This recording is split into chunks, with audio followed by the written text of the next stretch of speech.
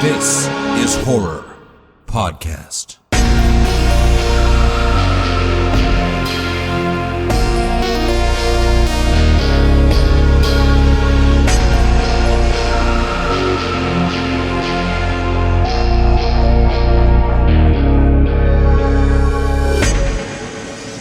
Welcome to This is Horror, a podcast for readers, writers, and creators.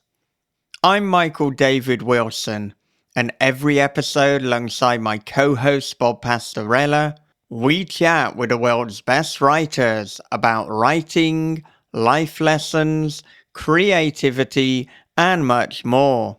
Today on This is Horror, we're talking to Jon Bassoff.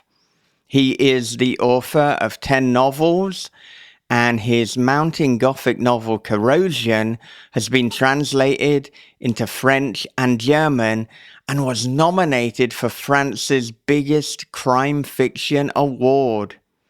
His psycho-noir novel, The Disassembled Man, has been adapted for the big screen. He also wrote the screenplay for Bizarre Love Triangle, which was named semi-finalist at the New York Cinematography Awards and was a finalist at the Seattle Film Festival for Best Short Film. His latest book is The Memory Ward, and it is fantastic, and it is primarily the reason that we're here to talk with Jon today. So with that said, a quick advert break. What if the end of the world didn't come with a bang, but with a breach? In the Infernal Age, Demon Gate, a failed experiment destroys all technology, killing millions, and opens a gateway to something far worse. Demons now roam the earth, and humanity's only hope lies in adapting to the ashes of a broken world. If you love the creeping dread of the mist, the poignant grit of the road, and the dark humor of the cabin in the woods, you'll feel right at home in this post-apocalyptic blend of horror and sci-fi. The Infernal Age, Demon Gate, is available now on Amazon, Audible, and bookshop.org. Step to the gate, if you dare. It was as if the video had unzipped my skin, slunk inside my tapered flesh, and become one with me. From the creator of This is Horror comes a new nightmare for the digital age, The Girl in the Video by Michael David Wilson. After a teacher receives a weirdly arousing video, his life descends into paranoia and obsession. More videos follow, each containing information no stranger could possibly know. But who's sending them, and what do they want? The answers may destroy everything and everyone he loves. The Girl in the Video is The Ring meets Fatal Attraction for the iPhone generation. Available now in paperback, ebook, and audio. Here it is Jon Bassoff on This is Horror. Jon, welcome to This is Horror. Well, I'm glad to be here. Thanks for having me. Yeah, we're glad to have you here. And usually I like to talk about early life lessons, but before that, I want to know, what was your first memory? My first memory? Oh, man. My first memory was actually a word. Like, I remember creating a word, and I was just learning how to speak. I remember having my little bottle, and I knew that it was different than like the beer bottle that my dad was constantly drinking. And so I remember saying, this isn't, what I'm drinking is not a bottle. I'm going to call it a baba. And I remember that vividly as just a tiny little kid. But I would love to tell you that I've got some super dark first memory, but they're mainly fond, I would say. Yeah, so you were creating words and in a sense creating stories ever since you could even open your mouth. I did. I was kind of, my parents said I was sort of a late talker. And so they were worried. They took me to the doctor. The doctor said, yeah, this guy's really late developing. And then all of a sudden I started like just speaking in full sentences. So never turned back after that. And I mean, so what were some of those early life lessons that you learned growing up? Well, I came from a family, my mom was a psychologist and my dad is an English professor. So kind of had, perfect upbringing for the kind of stuff that I write. My dad was always pushing the movies and literature on me, and my mom was more of the psychological side. When I was young, my dad used to, this was probably when I was in, fourth grade, fifth grade, he would show me all the old film noirs, Maltese Falcon and a bunch of those. And so real early on, I became a fan of like the detective movies, detective novels. But I was always most fascinated with the bad guys, like I related to I thought they were more interesting. And as I got older and started to become more of a reader, I became sort of fascinated with those kind of off-center protagonists, the ones that were psychotic or at least had no idea what was going on in the world. And that's kind of, mostly what I've written for my adult life. Yeah, certainly the characters that you write, they're shades of grey. You're not going to get any kind of shiny, this is the moral, upstanding citizen. And we wouldn't want it any other way, really. These are the interesting characters. These are the true to life characters. We want scars. We want flaws. Yeah. It's I teach high school English and creative writing, and my students always kind of assume when you're talking about the protagonist is the good guy, and I told them, no, the protagonist is your main character. Protagonist doesn't have to be good. You can have your antagonist as the good guy if you want. And, generally speaking, like, look at Batman, for example, like the most interesting about Batman are the criminals, are the Joker and all those guys. And I sort of feel the same way in my writing. And so if you can have the focus on some of those bad guys, and not all of my protagonists are necessarily bad or evil, but they're all troubled. They're all trying to figure something out. And so at what point did you know that you wanted to become a writer and that you were creatively inclined? I wrote a lot of short stories when I was a kid in elementary school, kind of focusing on those like detective type stories. And then when I got into junior high and high school, my interest shifted completely to sports and girls and friends and all that. And wasn't really interested in reading at all, which much to the chagrin of my English professor father. And it actually wasn't until, I did in college, took some English classes, but it wasn't until after college, I read this book called The Killer Inside Me by Jim Thompson. And that was like, it was a 1950s pulp type novel. And at the time there was all those pulp novels coming out, and most of them, they were kind of like comfort food for a lot of people. You kind of knew what you were getting with most of them. But this Jim Thompson one, I started reading it, and it's from the point of view of a sheriff. And it takes a few pages until you start realizing, wait a second, this guy is a total psychopath. And at that point, I didn't know you could do that. I didn't know you could make your protagonist like that. And I said, all right, that's what I want to do. And so I immediately after that wrote my first novel, and it was just a complete ripoff of The Killer Inside Me. It was like totally derivative. It wasn't very good, but it got me into that mode of realizing that I could write something, that I could create something. And I wrote several novels after that, which I just kind of never saw the light of day. I never felt comfortable enough showing anybody. And then eventually I wrote a book called The Disassembled Man, which I felt good enough to start pitching around a little bit. Yeah, when you felt that, when you realized that you could do that and write from that angle, when I discovered it, I felt liberated. It's after years of trying to conform to what you're supposed to do, and then you read, it's like, and I hit Jim Thompson around the same time I hit Chuck Palahniuk. Yeah. And Will Christopher Bear and Craig Clevenger, that all kind of happened for me at one time. And I really kind of gravitated to the Thompson stuff. I'm sure you felt the same way. You had to. Man, it was incredible. Like, bam. I still remember going, I went to school in New York at that point when I discovered Jim Thompson. And I remember going to the library and just finding every Thompson book I could find. And I probably, over the course of a year, read 8 Jim Thompson novels. I was just like, I was smitten. And he was like, he was writing everything that I didn't know I had wanted to write. And, so it wasn't just The Killer Inside Me. It was, Savage Night and, what population, I always forget the number on the population book, 1090, I think 1080, I forget.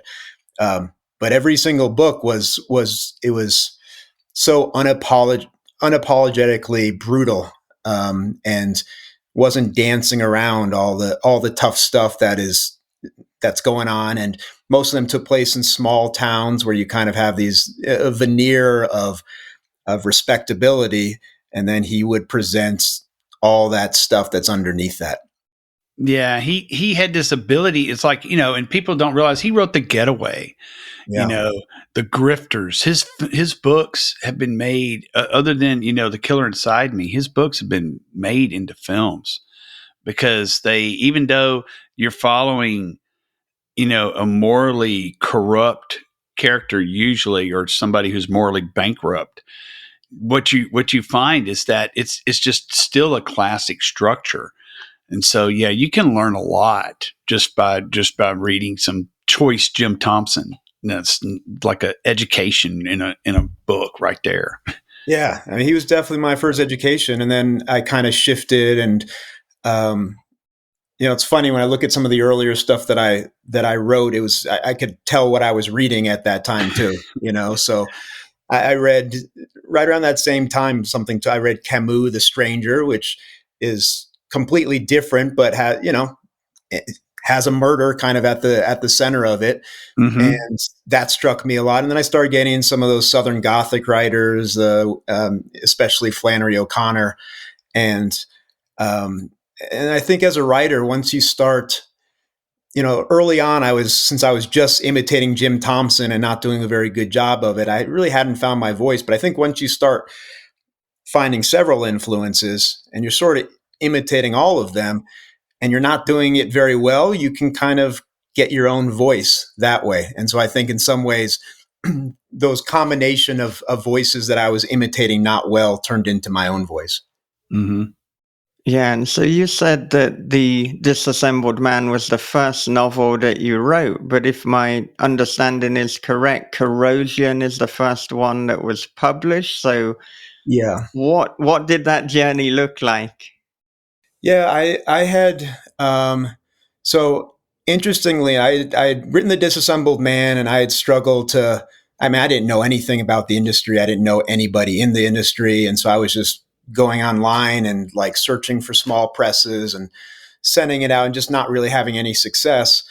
And then I made the impetuous decision to start my own press, and I was thinking, all right, well, maybe if I got a few friends who have written some things that were pretty good.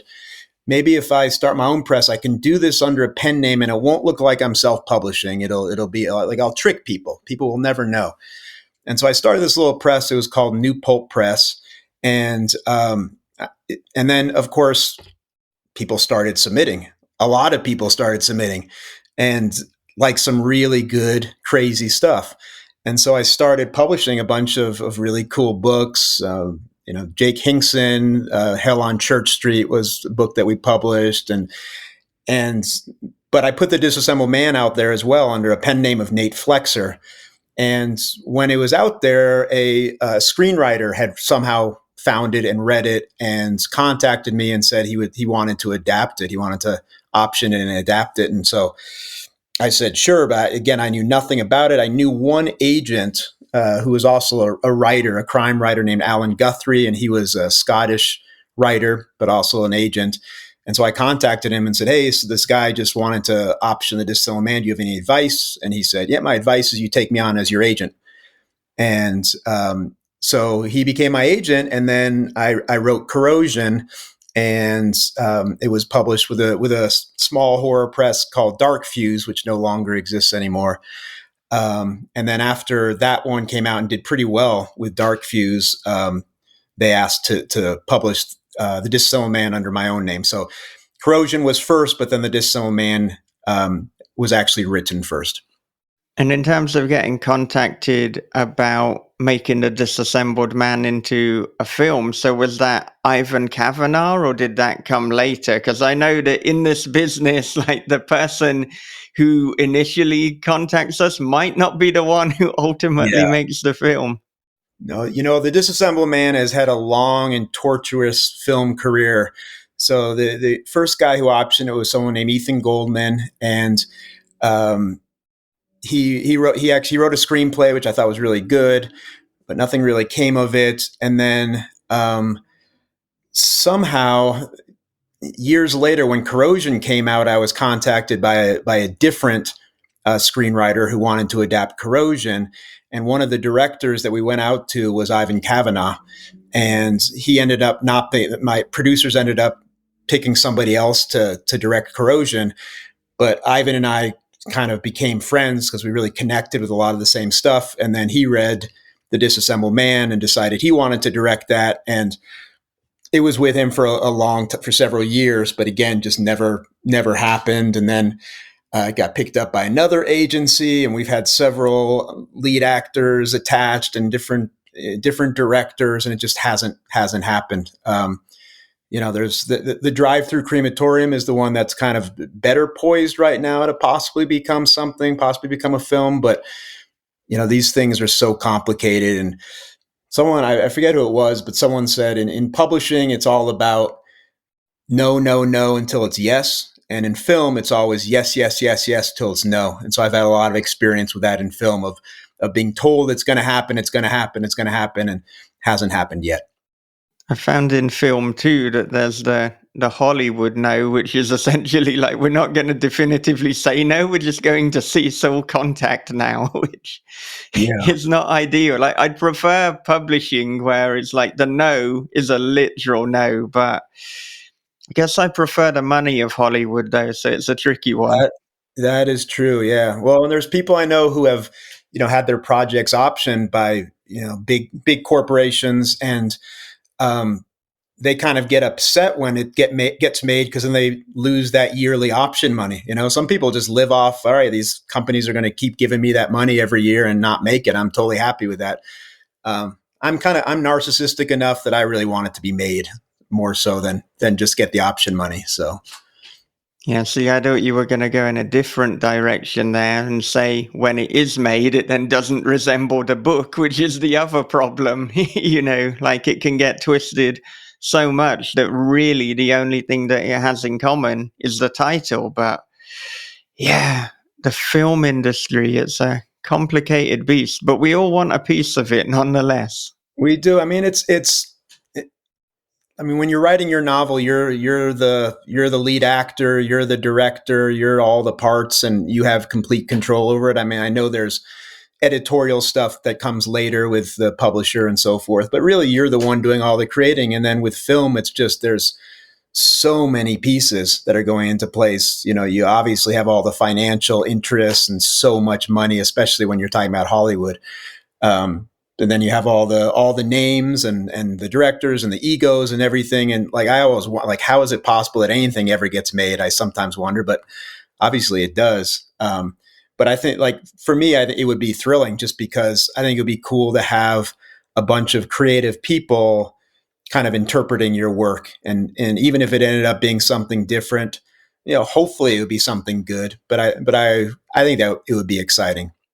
Yeah, and it's such a shame that the Disassembled Man with Ivan Kavanagh attached has fallen through, because Ivan Kavanagh is such a good director, and I find that his movie The Canal is so underrated. It's so virtually unknown, but it really affected me. It's like, holy shit, this has some of that Jim Thompson brutality and that matter of fact about it. So I feel the two of you would work really well together. So I agree. I would love to get one of these made. And actually, he had been on board with the Drive-Thru Crematorium as well. We had written a screenplay together. Like, we've really connected. We really, really want to get something together. It's just, it's always the finance. It's always the financing and getting the right names attached and so forth. And the kind of stuff that I write is a little bit different. So it's not always an easy sell. But yeah, Ivan's great, and his movie Son is fantastic. He did a Western with John Cusack, and Emile Hirsch, which was really good. Emile Hirsch was actually attached to star in the Disassembled Man, and he was really excited about it too. So I figured, man, we have a really great director. We got a great lead actor. I thought it was going to happen, but not yet. But you never know. You never know. Yeah, I've had that happen with one of my books multiple times now. And, I often say you can't celebrate any further than the stage that you're at. It's tempting to imagine it on the screen, but until you're sitting down in that cinema and you're watching it, you don't know. Yeah, I can't get into details, but I just had a conversation with a company about one of the books, and it was very exciting, but my person representing me said, "All right, so you got this 18 months now. Don't think about it for 18 months because it's just going to drive you crazy, and just assume it's not going to happen. If it does, great, but otherwise just let them do their thing, and we'll see what happens." Yeah, this is almost the paradox of the industry. As you said, like there's a lot of yes, yes, yes. But then when you talk to your film agent or your film manager, it's like, so how excited should I be at this point? And, my manager's like, well, assume it won't happen. Yeah. Hang on, but we just kept saying yes. Yeah, but it's the industry. It's probably not going to happen. So assume that, then, you're mentally better equipped. Well, in either way, because then if it does happen, you can be euphoric. And if it doesn't, well, what did I tell you? I told you it wouldn't. Yeah, I've got a weird combination of being kind of fatalist like that, but also being eternally optimistic that something eventually will, that if I keep at it, that eventually something will happen. And I think you can kind of live with that contradiction somewhat of yeah, I live life expecting the worst, but kind of hoping for the best. This is exactly my philosophy. And, I think there is something inherently optimistic in the act of writing, in the act of continuing to write, continuing to put these books out. And, it has to happen to someone. So there's the optimistic part that's like, why not me? And I feel every time I write a book, every time I put something out into the world, that is a ticket. That is an opportunity to maybe win, as it were. Yeah, but I also think there's, when you start to get into that of always needing the next thing and never sort of being satisfied of what you have accomplished, that can get ugly too. And I think it's good sometimes to like when I first started, I remember I was just thinking, if I can get this published anywhere and sell 50 copies, I will be so happy. Like that'll be all that I ever need. And then of course you get published and you start to feel a little success and you're like, yeah, but if I could get it with this publisher and sell this many. And at some point, just being able to say, all right, this is, like I've published 10 books. I've had a couple of them in French and German. And like, I feel like I've made connections with a lot of people. And even though they haven't been made into movies and they haven't hit the New York Times bestseller, it's still, sometimes it's good to kind of take a look at what you have done and I don't know, feel satisfied. Yeah, I totally hear what you're saying. And it's something that I strive for, but it doesn't always happen because every time we achieve a goal, there's this horrible tendency to then move the goalpost so that there is no satisfaction. And I know if my 18-year-old self were to look at what I'm doing, he would be really happy. But, myself now in the present in 2025, if you sell 50 copies, then you want 500. If you sell 500, you want 5,000. It keeps going up. It's true. Yeah, it's true. I mean, that's humanity, I guess, right? That's evolution. So, but you said that the Drive-Thru Crematorium, that's the one that you've kind of got the furthest along, and that is as I said off air, it's almost the nearest to a companion piece to the Memory Ward in terms of thematic concerns. And there's something kind of Franz Kafka meets David Lynch about it. And Yeah. I Yeah, I wonder think what. Yeah, yeah, yeah.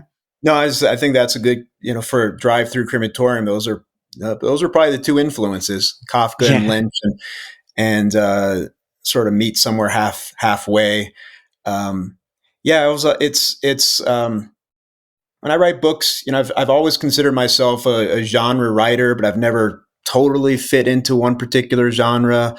Um, I've never written anything supernatural, but books like The Memory Ward and The Drive-Thru Crematorium, they're just kind of they're unsettling.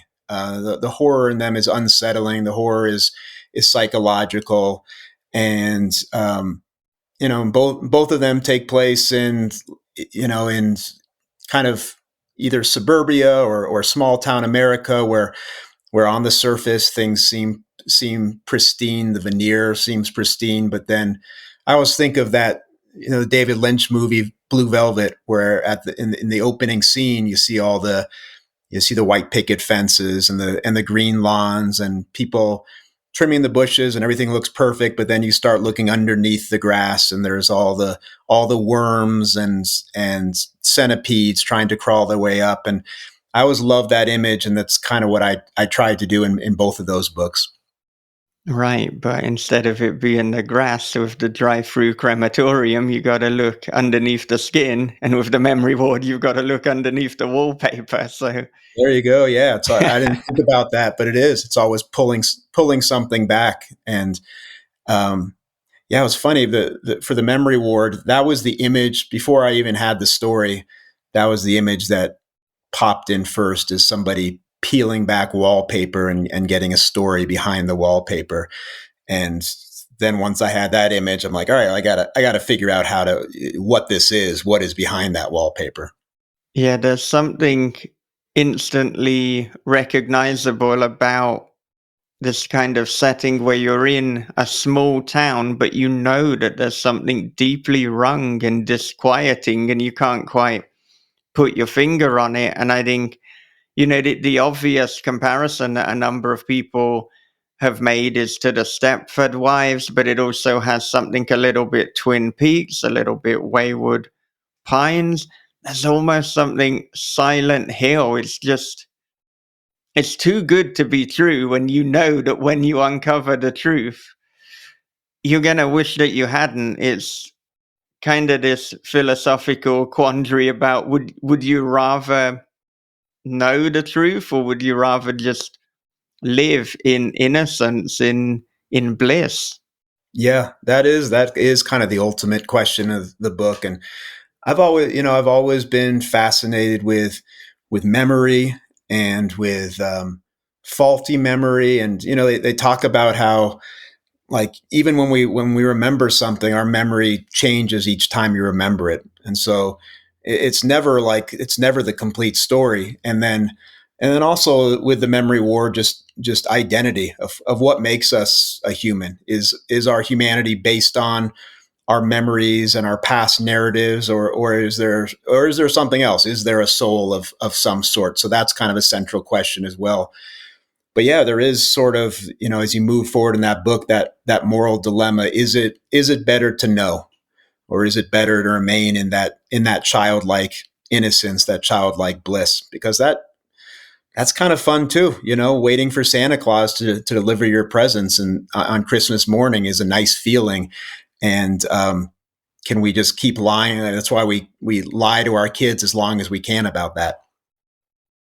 It had a very Twilight Zone feel, like the stuff that Serling would have written himself, where you have, like what you're talking about, when to me it felt that way because of the setting. It was this kind of where everybody's all good morning, and all of that, and it's like I immediately felt when I see those kind of scenes, I'm trained to go, okay, this isn't right anyway. There's nobody's just fucking happy. Right. He's delivering mail.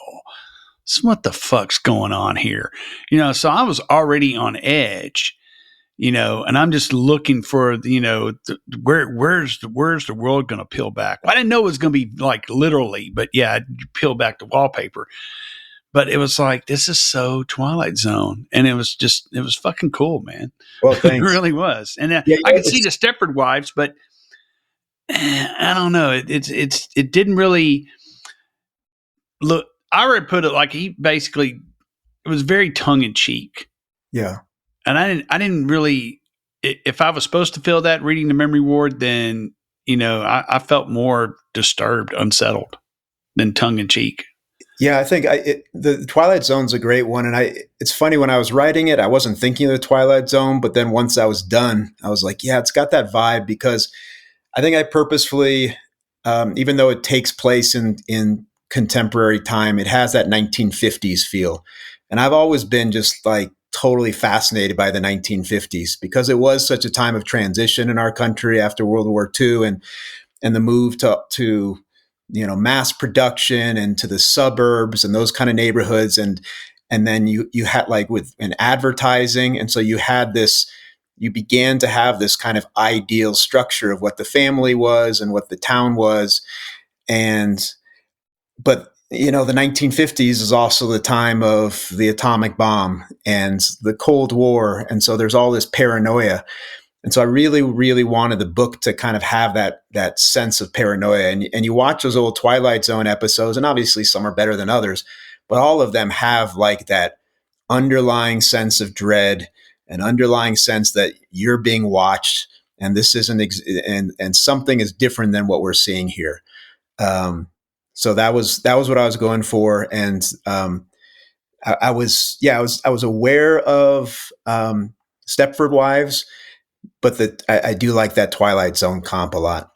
Yeah, I think the fact that you put the town Bethlehem, on an old nuclear test site, that of course is going to conjure up the 1950s. So there were almost moments where I had to realize this is happening in the present, but then that disconnect, that difficulty is of course so appropriate when you realize what is actually going on here, what is happening. Although what is happening is a little bit ambiguous anyway. I'd say there are at least 3 interpretations that you could walk away with. Yeah. Yeah, there is a sense of disorientation, I think. The protagonists are all disoriented because they're not exactly sure what's happening. And I think I wanted the reader to feel some of that disorientation. And so I think one way to do that is kind of, it sort of is unclear of the time of when it is, and the protagonists aren't completely aware. One of the narrator's father is stuck in the past, and he's always reading this old Life magazine, this particular issue from, I think it's from the 1960s, so he's stuck there. And plus, I think like when you start writing books where it's completely in modern time, you get the cell phones and the internet and all that stuff, and that can take away from some of the writerly devices that I wanted to use here. Mm-hmm.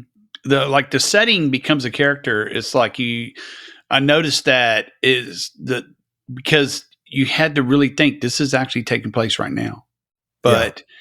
The actual setting itself has become a character. Reminded me a little bit of It Follows, because you have, gentrified Detroit. You've got 1970, early 80s cars. One of the character has a clamshell e-reader. So It's like, what time am I in?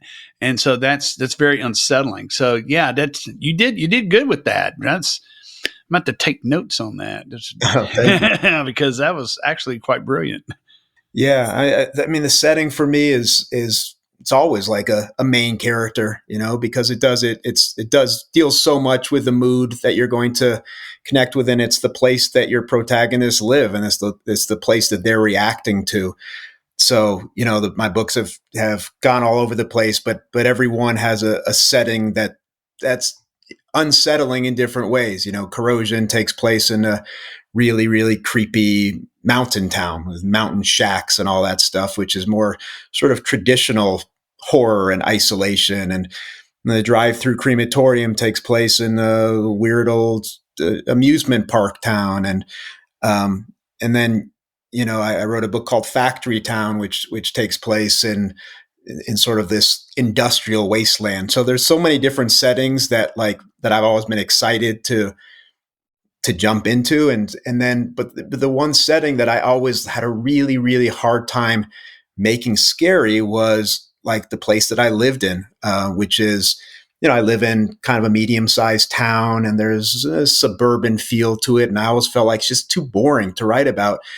But then you start realizing, but there's strange people living in these boring towns.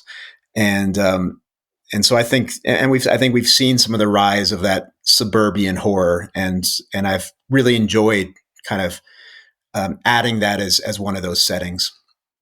Yeah, and in terms of place, I mean, I feel it can't be a coincidence that you've named the town Bethlehem. Yeah. And it's so close to Bethlehem, of course, the Yeah, it's birthplace kind of of- Jesus. Yeah, you've got the birthplace of Jesus. You've also got the insane asylum, which has a similar name to it. And it's one of those names that everybody is like, I think that's a real place, but it's not really. It's just close to a lot of, place names. But Bethlehem was the kind of the starting point with me as the people who had named this town wanted it to seem like the land of promise and the land of hope and the land of salvation.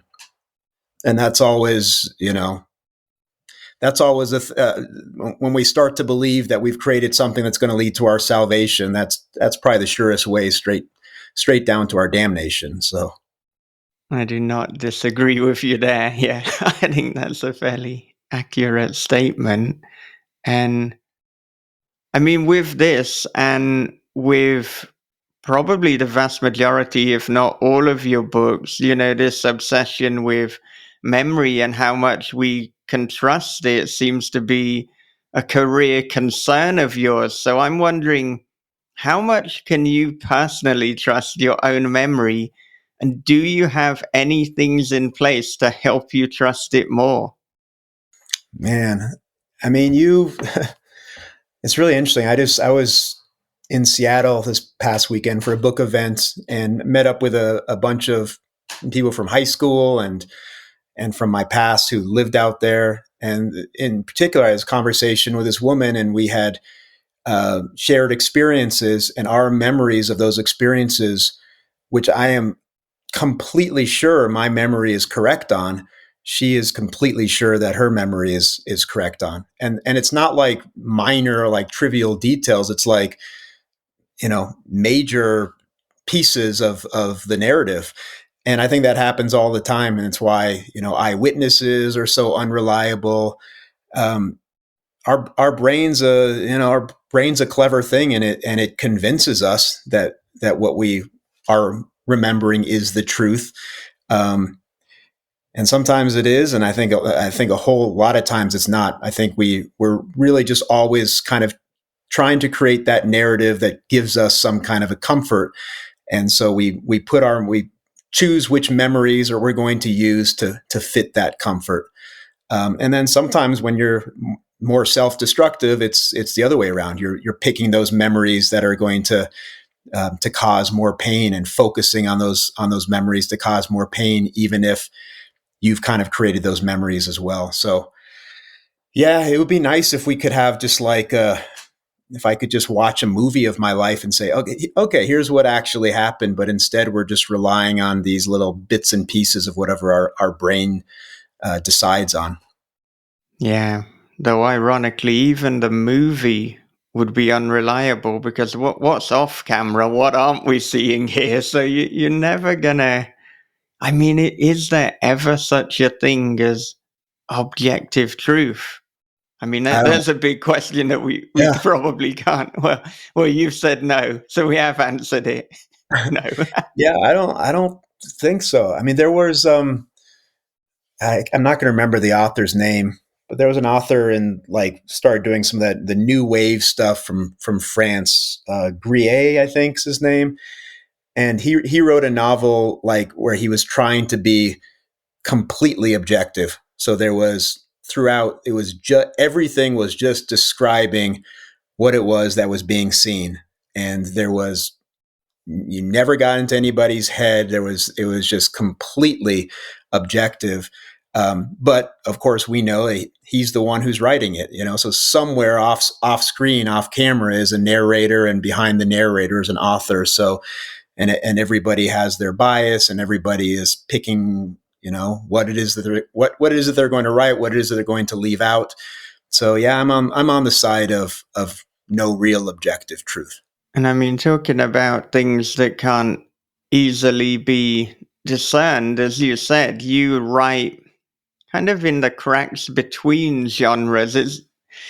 You can't really say, oh, Jon is a crime writer or a horror writer or even a bizarro writer or a thriller. Like, there's elements of all of these, and it, of course, varies a little bit from book to book. So I'm wondering how, from a practical point of view, does that inform how you go about pitching or publishing or even approaching, I suppose, the more logistical elements of selling and marketing a story?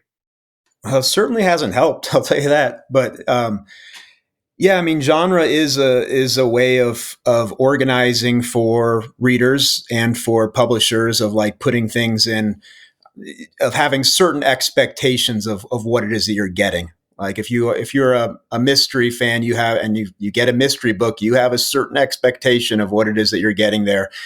And the kind of writing that I've done, as you mentioned, like I think I started out as kind of leaning more in the crime fiction area.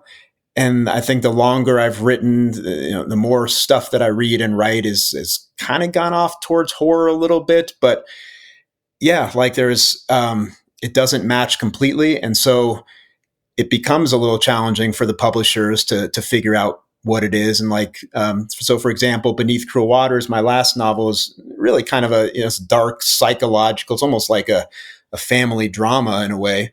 But there's, crime and mystery and intrigue, but it was marketed as a psychological thriller. And I'm like, it's not a thriller. Like when I hear thriller, I'm thinking chases and all that. And there's definitely none of that there. So, I've always, for better or for worse, I've just always written what I want to write at that particular moment, what I want to read. And then you kind of hope that other people want to read it as well. I think I don't know if it's a mistake, but it's been a mistake for me to try to chase a particular market, to say, all right, I see that this kind of book is selling well, so let me write this kind of book. And I've had agents tell me, hey, maybe you can keep some of your darkness here, but maybe try to do it like this one and give me a book. And it just hasn't worked for me. I just kind of have my own way of going about doing it. And, for better or for worse. And then you just kind of hope that, well, eventually the audience will find me. And in terms of, that kind of classification, how has working with Blackstone been? Have they been receptive to that? Have they tried to get you to push in one direction more than the others? Do you think that you'll be continuing to work with them beyond the memory ward? I hope so. I've loved working with Blackstone. So I've done my last two novels with them, The Memory Ward and Beneath Cruel Waters, but they also took my backlist and put it all on Audible. And they're just, they're tremendous, because they're not really, they're a publisher that publishes all different types of books, from celebrity books to thrillers to sci-fi. So they're less concerned with a particular genre and more concerned with just getting books that they like out there. Great editorial staff, great design staff, just like super responsive. So I hope I work with them again. I've got a couple of books that are finished and they're on submission, but obviously, things are complicated in publishing, because you have the editorial people who might want one thing, and then you have the finance people who are like, hey, but wait a second, we need to We want to get somebody who's selling 100,000 copies. And so just have to kind of wait and see. But I've got nothing but great things to say about Blackstone. I think they're a really good publisher. And I should ask too, how did you begin working with them? Was it a case of you pitching them or your agent, or did they come to you? How did this relationship start? Yeah, I think the first time I ever connected with Blackstone was when I had my own publishing company. And I feel like they contacted me about doing it was about doing a blurb for somebody. And then after I had done the blurb for them, they had, I guess the person I had blurbed had mentioned a couple of my books, and then they contacted me about getting a couple of my books for audio. And then you start to make connections within the publishing company, and yeah, and then the woman Haley who first signed me to Blackstone is no longer there. But Addie Wright is the editor that took over, and so I've kind of worked closely with her for the last couple of books.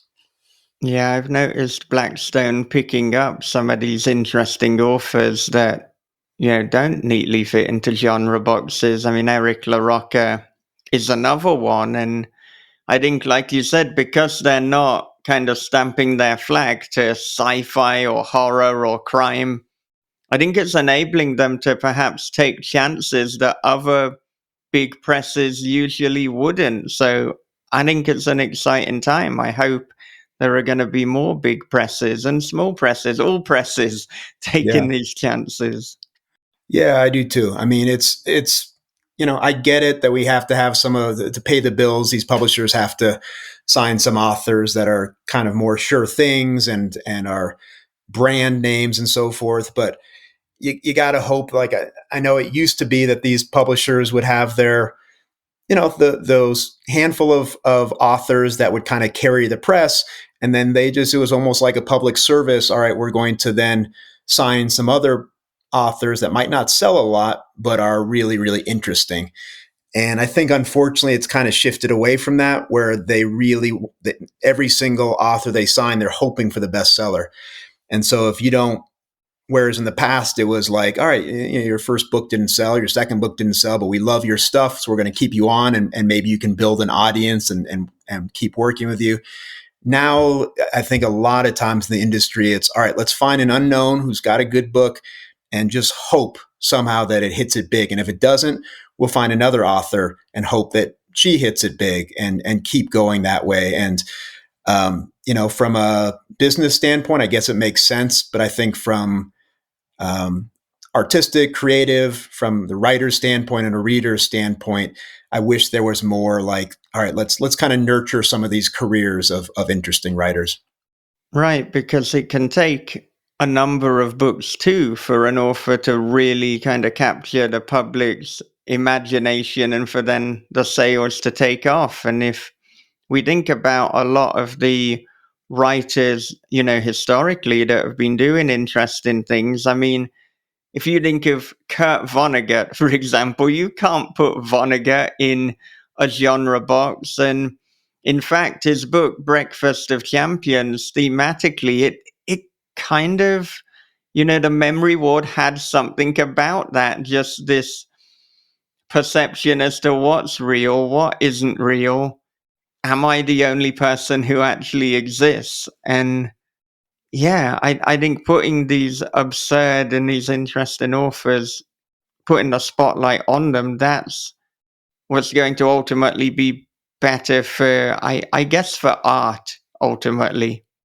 Yeah, you'd hope. I mean, we're all realistic enough to know that we live in a capitalistic society, and that's always going to be what, at least with the big corporations, is going to be the bottom line. But and I definitely think that's where the small presses need to kind of continue pushing and making sure that, all right, we can't compete with these big presses monetarily. We can't compete with them in maybe our marketing budgets and all of that, but we can compete with them by putting out really interesting, fucked up stuff.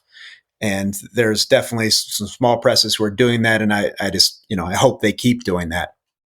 With the ending to the memory ward, as I said before, it's ambiguous. There are multiple interpretations.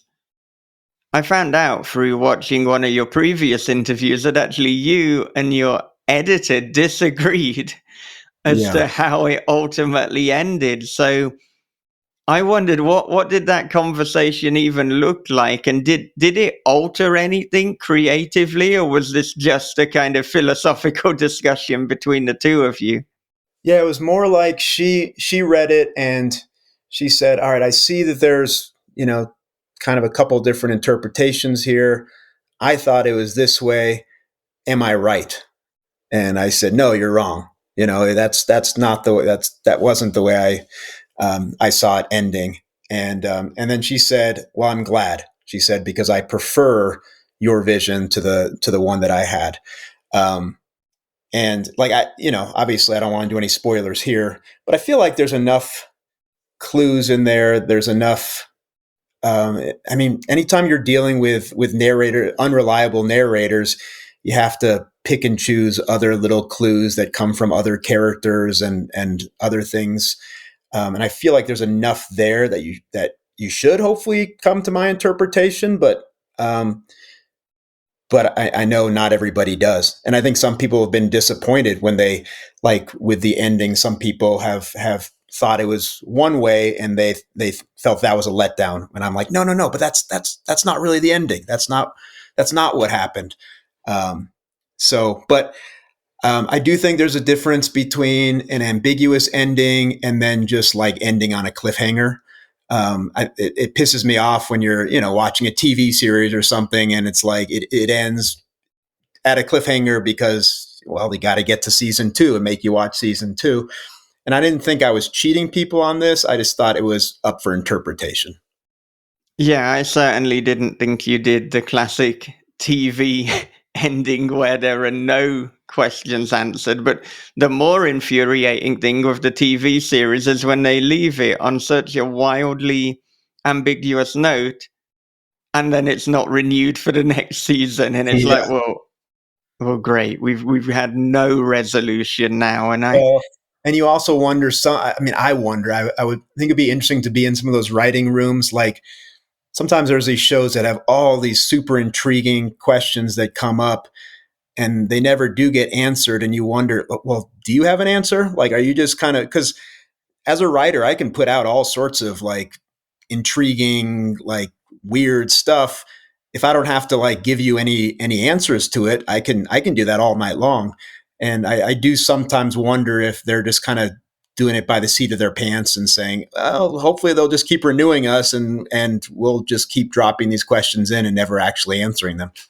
yeah, when we were talking on a previous podcast, it might have been Bob who brought this up, but this idea of when something has not been renewed, what would be fair or what we would like is if the studio's like, okay, we're going to give you one episode to now wrap up and to have some sort of ending to it. And linked to the other thing you said about, you can come up with these weird things all night long. I believe it was an interview I was reading with some of the people involved in the television show Lost, which Yeah. kind of famously has an ending that a lot of people weren't that satisfied with, to put it lightly. And, they were saying that nobody knew how it was going to end. The actors certainly didn't know. I'm not sure that the creators or the writers knew. So then they just had to come up with what was pretty bizarre and not that satisfying, at least for me personally. It felt like it came a bit out of left field, whereas the really satisfying endings, as Bob definitely says, they're logical but unpredictable. Yeah. Well, I mean, and there's something to be said. Like I've always, in the books that I've written, I've always had a plan before I write it. Like I certainly know what's happening at the beginning. I certainly know what's going to happen at the end. And then I have a general idea of how I'm going to get there. Um, I guess with like a TV series, you probably are starting with like, all right, I know how it's starting and how it's ending for at least a season. But I imagine most of these people aren't like able to think so far ahead of season 3, season 4, season 5. So my guess is, yeah, I think I saw something on Breaking Bad too, where it was a lot of like, all right, we're just figuring this out in this room now because we don't know where it's going. And sometimes it can work out, sometimes like it's like taking a road trip somewhere where you just like hop in your car and say, I don't know where we're going. Let's just see where we end up. And sometimes you end up somewhere really cool, but most of the time it ends up not so good. You end up lost and in a ditch with all your clothes gone. So it's two extremes. So Breaking Bad, I believe that they had some inklings, but they got lucky, been able to keep throwing monkey wrenches into the whole thing. And then you have Stranger Things, which I believe actually went in with, hey, we have a 3-year, a 4-year, and a 5-year. Yeah. And they end up getting a 5-year, which is now spread out to 10, but 5 seasons. So, but that's your two extremes. Everything else falls in the middle. With you have shows like Archive 81 that could have definitely used another season. Was the ending to the original one satisfying? Yeah, but now there's more questions. Yeah. I think when you're writing, it's like what Brian Evanson says. I write these weird endings because I don't know, and I'm trying to figure it out. So it's like, yeah, I love that. Yeah. Yeah. Yeah, I'm keeping my fingers crossed that the creators of Severance have a real plan for where everything's going. And I've loved the first 2 seasons, but you're always hoping, all right, do you have a real plan? Can we trust you? And that's part of the thing when you're reading a book, it's the trust. Like you're trusting the author that he's taking you on all these little detours and so forth and dropping these things in there. You're trusting that he or she knows where it's going. And I've read a lot of books where I'm like, yeah, that she knew exactly where it was going. And there's other times where you're like, man, this was they had no idea, and it didn't work there at the end. I read this book recently. It was by a Hungarian author, and I'm not going to be able to pronounce his last name. His first name is Laszlo. He's a really interesting author. He's not really crime fiction. But he's weird. Like each chapter is one sentence, and each chapter is like 5 pages. So you have like a 5-page sentence. It's kind of bizarre, but at the very end of this like 550-page novel, there's like this epilogue, and it writes down all of the little strands that he said he just kind of forgot about. And then there's this list of all of these characters and all these like plot elements that just never got solved. And it was kind of funny to see it, but then you're also like, dude, come on, man. You gotta have some sort of a plan for this. Yeah, I feel that if you have awareness enough to write down all the things that you forgot about, to me, it's like, well, this isn't a publishable manuscript. This is like a draft along the way. If you forgot and you have the awareness, go back and bloody fix it. I mean, Laszlo has not made things easy for himself because, every chapter is a 5-page sentence. So that is true. Yeah.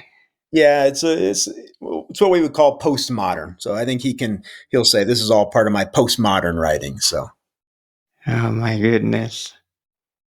Well, I want to know, what does your writing routine look like, and how does that fit in with you teaching high school English? I do not have a routine because I teach high school English. I am very disciplined though. So, I've had, I have a family. It's gotten easier because my kids are older now. So my sons, we're about to be empty nesters soon. My daughter's in college. My son's a senior in high school. But especially when the kids were younger, it's just when you're home, there's no time. When you're at work, there's no time. But you somehow you start to realize that we do have more time than we think we do. And it's just a matter of being disciplined to use those times. So I've never been someone who's like, all right, each day from 7 to 9 o'clock, I'm going to be writing, or each Saturday from 12 to 4, I'm going to be writing. I've just never been able to do that. But when I'm teaching, if I'm all done with my planning and grading and I have a half an hour here, half an hour there, I might do some writing on weekends and the family's off doing something. I have a little bit of time, do some writing there. And then as a teacher, having the summers helps a lot where I have those 2.5 months to kind of on my own. That's probably where I get the majority of my stuff done.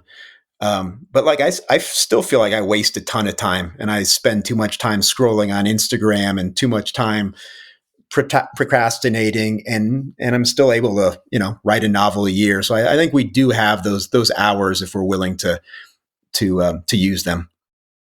And are you always working on one project at a time, so the novel for each year, or do you have multiple on the go? I'm linear. I'm always one at a time. It's one of those things where when I'm writing a book, I don't have any other ideas really, and I'm like, there's always a little panic in me, like, what if this is the last one? What if I can't think of anything else? And then it's almost magically, like as I start finishing that book and I start getting to the last 30 pages or whatever, then kind of organically some other ideas will start popping in for the next one. It's like your brain kind of preparing for the end of one and the next one.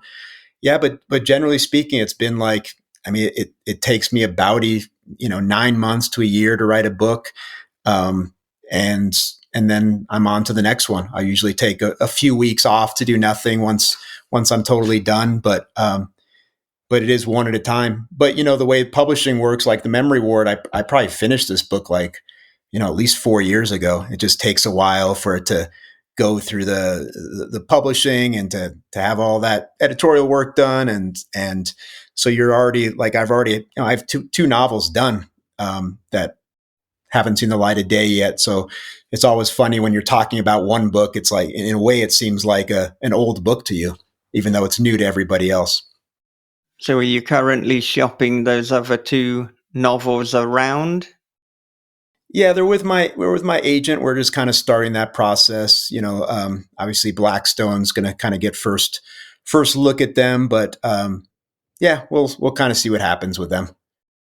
You never know. Like it's always a one book at a time process for me. So and it's definitely not my favorite part of the deal is the submitting part and having people tell you no. I'm not a big fan of people saying no. So we'll hope that hopefully we'll hear a yes. And you mentioned how you got your first agent. Have you had the same agent throughout your career?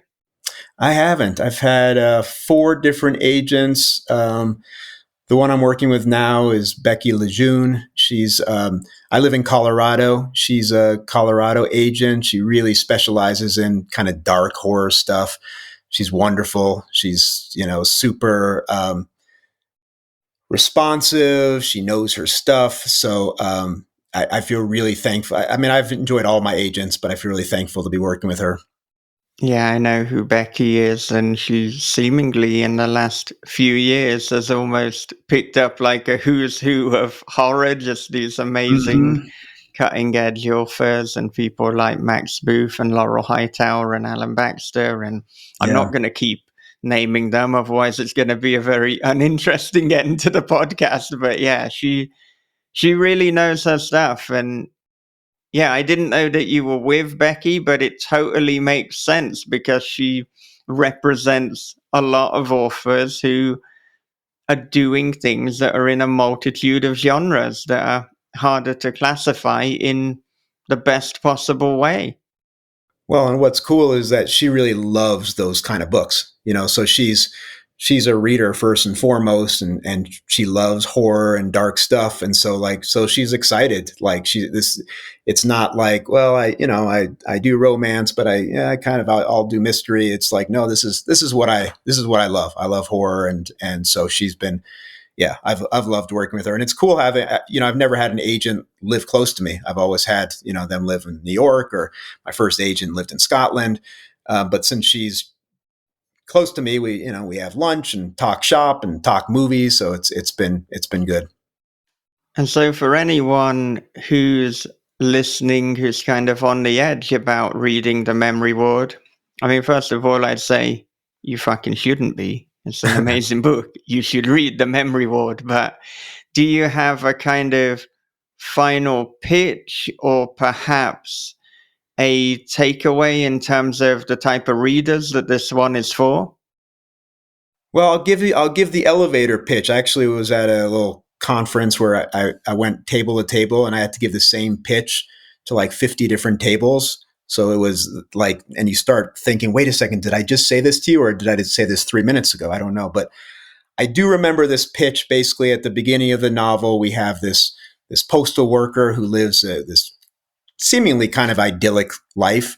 But then he begins noticing that things are there's some problems, things that aren't quite right. He notices a young boy pointing at him accusingly. He notices people behind the windows, like with rats and whatnot and so forth. And then one night when he's had his own home, he hears a rapping on the window, and there's a woman there. And he opens the window and she says, basically, don't trust anybody in the town, including your wife. And she says, the truth is behind the wallpaper. And a couple days later, he notices the wallpaper in his room is beginning to peel.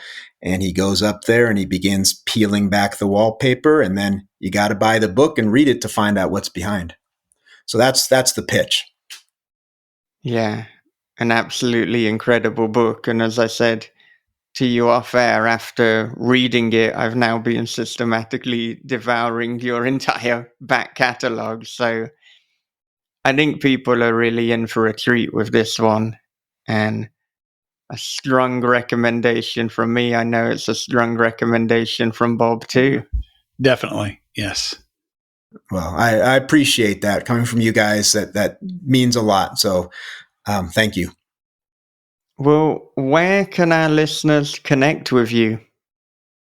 You know, I'm on social media, the usual places: Facebook, Instagram, Blue Sky. It's always my name, at Jon Bassoff. So I'm pretty easy to find. Or you can check out my website, which again is not very creatively titled, www.jonbassoff.com.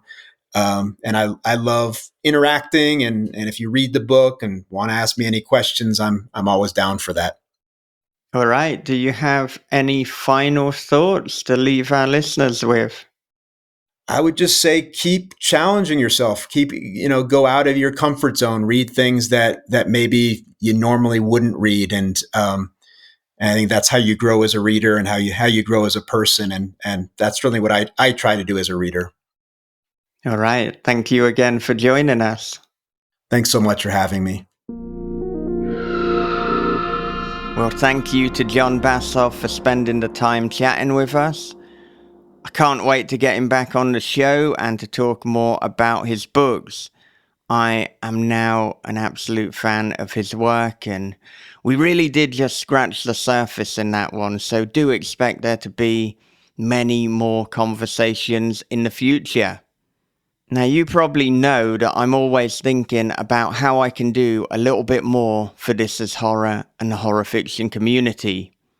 And recently I have added an upcoming books page to the This Is Horror website. It is a page that is very much in its infancy, but I'll be adding to it most days, so slowly but surely I hope it will be a resource that people will go to see what cool books are coming out that may pique their interest. And it's also a good way for me to see what's coming up for This Is Horror coverage, shout-outs on the podcast, and potential guests. And with that in mind, one day after recording this, on the 20th of June, J.D. Buffington is releasing his new book, Fruitless Bodies, from Standing 8 Count Publications. And at the start of July, Mulholland Books will re-release the groundbreaking Coyote songs by Gabino Iglesias. Now, if you would like your book listed on the upcoming books page of the This Is Horror website, drop me a line, michael@thisishorror.co.uk. Please simply write your book and the publication information in the exact format that is laid out on the website, because that will really help me easily put your listing on the website. Okay, before I wrap up, a quick advert break. It was as if the video had unzipped my skin, slunk inside my tapered flesh, and become one with me. From the creator of This Is Horror comes a new nightmare for the digital age, The Girl in the Video by Michael David Wilson. After a teacher receives a weirdly arousing video, his life descends into paranoia and obsession. More videos follow, each containing information no stranger could possibly know. But who's sending them, and what do they want? The answers may destroy everything and everyone he loves. The Girl in the Video is The Ring meets Fatal Attraction for the iPhone generation. Available now in paperback, ebook, and audio. What if the end of the world didn't come with a bang, but with a breach? In the Infernal Age, Demogate, a failed experiment destroys all technology, killing millions, and opens a gateway to something far worse. Demons now roam the earth, and humanity's only hope lies in adapting to the ashes of a broken world. If you love the creeping dread of the mist, the poignant grit of the road, and the dark humor of the cabin in the woods, you'll feel right at home in this post-apocalyptic blend of horror and sci-fi. The Infernal Age, Demogate, is available now on Amazon, Audible, and bookshop.org. Step to the gate, if you dare. Now, I am planning to take This Is Horror and the podcast to the next level. And if the demand is there, I want to make This Is Horror my full-time job. That will mean more interviews, more first-time guests on the show, and more sections on the website that will support the community, like the aforementioned upcoming books page. There are always far more guests and authors that I'd like to have on the show than there is time in the day to read, to have those conversations, and to prep. So right now I'm looking into ways that I can do this full time. But This Is Horror has always been a for the people operation, and so the best way you can support and increase the chances of this happening is to head on over to Patreon and support the podcast at patreon.com/This Is Horror. And if you're a member at the free tier, do consider becoming a paid member. And if you want to advertise on the show, the best way is to email me, michael@thisishorror.co.uk. And really, you can reach out for anything. You can give me suggestions in terms of what you want to see from This Is Horror, potential guests you want to hear on the show, whatever's on your mind that you think might be relevant to This Is Horror and what we're doing here. Well, that's about it for another episode of This Is Horror. Do remember that my new dark comedy novel, Daddy's Boy, is out now, so I'd love for you to check it out and know what you think. And speaking of which, next time I will be chatting with the audiobook narrator of Daddy's Boy, Josh Curran. So until then, take care of yourselves, be good to one another, read horror, keep on writing, and have a great, great day.